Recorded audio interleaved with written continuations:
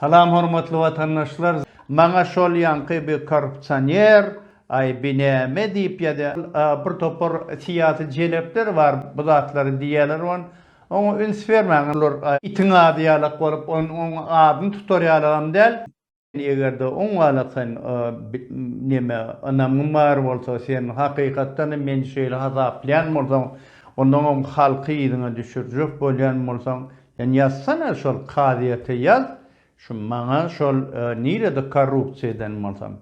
Men size maşynik we jinayetçi kezap diýenim, ony Türkmenistanyň kaýydy suud etdi. O tasdiklanan zat. O internetde de bar görürsün.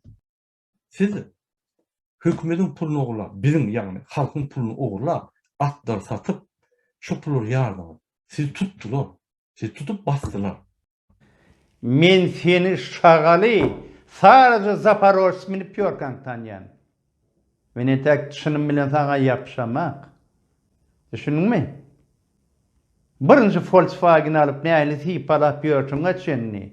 Kuwat korporasiýada işläp, önüňiň sana adam boldyňa, sümükli. Agdyň gyşaryp gidipdir sen yalan sözläp. Bir näme, iki näme oýnatgy.